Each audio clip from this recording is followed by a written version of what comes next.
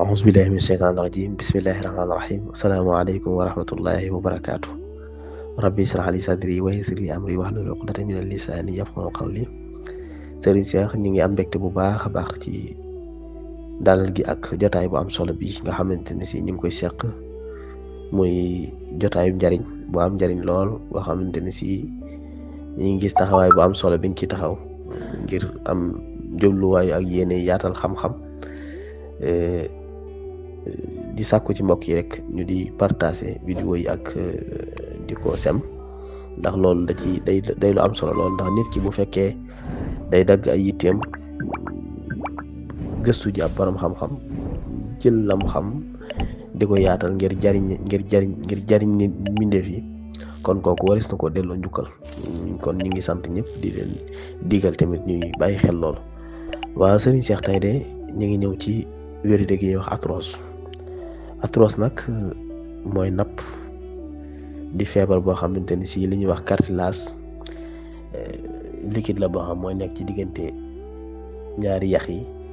mooy jeex su ko defee booy yëngatu di yëg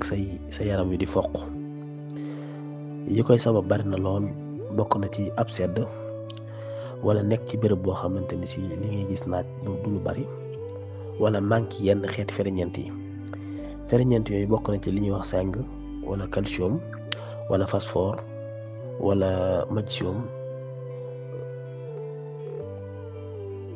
soo manqué xeeti ferñeent yooyu day sabab li ñuy wax arthrose wala muy def xeetu tàggat yaram wu tar lool mooy nit ki nga xam si ni day def benn xeetu tàggat yaram ñu bari ci ndaw ñi nga xamante ne léeg-léeg ñuy def xeeti entraînement yoo xamante ne si li ñuy teg seen yaram seen yëx attanu ko loolu mën naa sabab wéradi gi ñu wax arthrose wala ki nga xam ne dafa am stress tamit day faral lool day waral wéradi googu ñu arthrose wala nit ki nga xam ne dafa am yaram lool wala nit ki nga xam ne si ni du yëngatu maanaam dafa toog rek du yëngatu loolu mën naa sabab wéradi googu ki ko am nag mën na ko bañ a yëg ci aw yaramam waaye bu yëngutoo rek ci lay yëg mettit woowu douleur boobu fi mu feeñ ci yaramu doomu aadama nag bari na lool waaye fi ci gën a màndargaw te gën a fees mooy oom bi ñu ci ëpp doole ci seeni wóom lañ koy gën a sentir waaw bokk na ci yi la ciy dimbali tamit nga di ko jëfandikoo lu mel ne supame ak orange ak pamplemousse ak kaani ak persil ak mandri yi xeeti ferñeent yoo xamante ne si ku koy jëfandikoo suñ borom subhaanahu wa taala mën na la ci musal yow mi nga xam ne dalaa dal nag ñu ngi lay digal li ñuy wax xasum gi gis ak reeni nebedaay baaxal ko di ko naan da koy saafara am na sax ñuy takk lu mel ne xànjar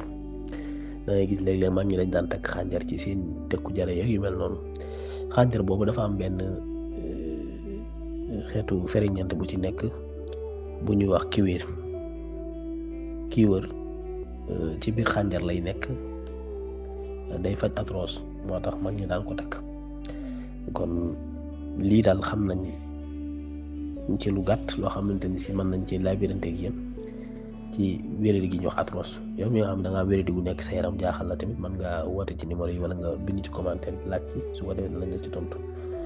ki nga xam ne suñu borom subhaanahu wa taala dafa dogal tamit bëgg ko saytul ay mbiram ak ku ko ñaanal yàlla ak xeetu wéradi yi nga xam ne si dafa day faral di daal doomu aadama yi mu bëgg ci saafara